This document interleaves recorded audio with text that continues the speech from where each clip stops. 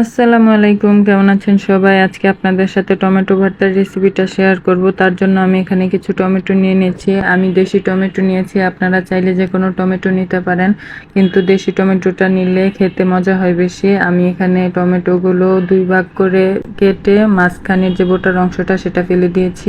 তারপর আমি এখানে কড়াইয়ে সামান্য একটু তেল দিয়ে তারপর এই টমেটোগুলো ভেজে নিব। এখানে 1 মুঠ রসুন আর 1 মুঠের চেয়ে একটু বেশি পেঁয়াজ দিয়েছি, যেহেতু রসুনটা সেদ্ধ হতে একটু সময় লাগে, এজন্য আমি এগুলো টমেটোর সাথেই দিয়ে দিছি। টমেটোগুলো এখন সেদ্ধ হয়ে পানি ছেড়ে দিছে। এখন টমেটোগুলোকে আমি যে উপরের খোসাগুলো এগুলো ফেলে দিব। খোসাগুলো থাকলে ভর্তাটা খেতে ভালো লাগে না, আঁশ লাগে।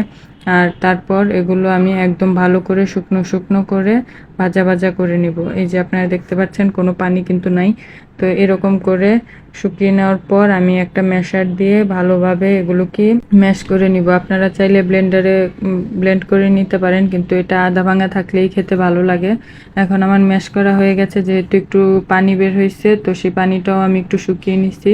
তারপর এটা আমি সাইড করে সামান্য একটু তেল দিয়ে, তেলের মধ্যে আমি চিলি ফ্লেক্স দিয়ে একটু ভেজে নিব। আপনারা চাইলে আস্ত মরিচ ভেজে সেটা দিয়ে ভেঙে মাখিয়ে নিতে পারেন টমেটো ভর্তাটা, কিন্তু আমি শর্টকাট রেসিপি করার জন্য আমি এভাবেই সবসময় করে থাকি।